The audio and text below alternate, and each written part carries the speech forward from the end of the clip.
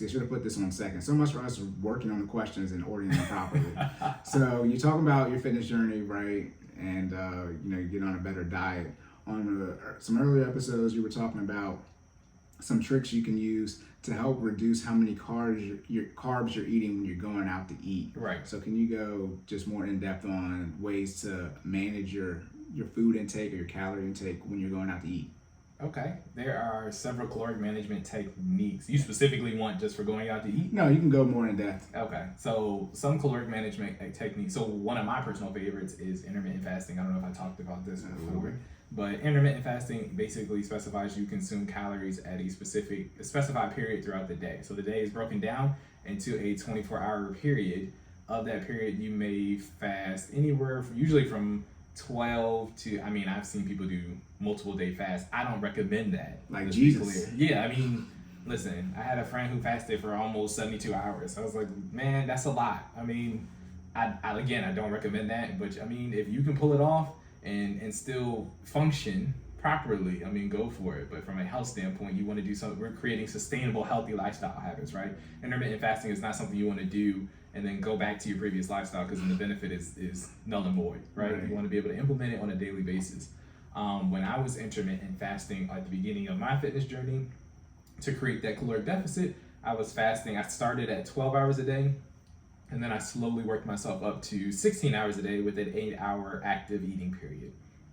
So what that does is it forces your body to only be able to take in calories from a specified time. So I would stop eating at 8 p.m., start eating again at lunchtime, and then anything from lunch to 8 p.m. that night, I was good to go. Good to go is whatever you quote unquote want to eat. Yes, not necessarily whatever. So again, depends on how fast you would like to hit your goal, right? Mm-hmm. So again, you want to create sustainable, healthy lifestyle. And this was in my fitness journey before I was at the point. Yeah, I was at the point where now I know what a sustainable weight loss is, right? So again, it should be 1.5 pounds to 2 pounds a week, which is a pound is 3,500 calories. So that's 7,000 calories total on a 7-day basis. You can make that happen between diet as well as working out. So you're either going to burn more calories or eat less calories, or a combination of both. Because I was trying to hit my goal, I was doing both. So I was trying to burn more calories as well as eat less calories at the same time. Now, the problem where that goes wrong, again, it's not sustainable, right? That's like trying to go longer distances in your car with half the gas that you were using to get there. Does that make sense? So, good luck with that. Like, you know what I mean? Like, eventually your car, what's going to happen? It's twice the mileage with half the gas. Exactly. It's going to be on the side of the road, right? It's going to blow something. Your car's going to tell you can't even go that far. Exactly.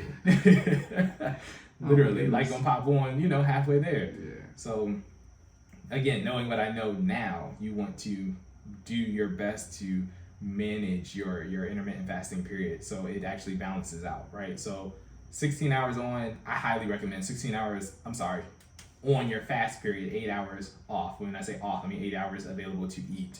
When you do eat, the key to really making intermittent fasting working is to not gorge yourself on your off period, right? So you don't want to fast for 16 hours a day, then get in your off period where you're actually able to eat, and then eat 2,000 calories for your day. If your day is based off a 2,000 calorie diet and you consume it all in one meal, you defeated the purpose of fasting for the day. You see what I'm saying? Right. So you want to make sure that you lock in, but at the same time, you come off that you're fast, you still have a salad, or even if you don't necessarily want a salad, you can have a chicken sandwich with the fries, but again, account for the calories and just make sure that you either burn more when you implement your workout, because again, we're just talking about the fasting portion. We haven't included the calories that you burn when you actually do the workout. Does that make sense?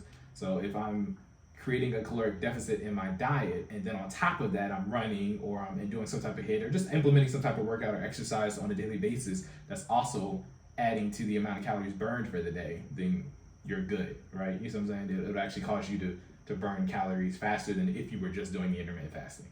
So that being said, sustainable lifestyle habit, use intermittent fasting, but you want to make sure that you're using it responsibly.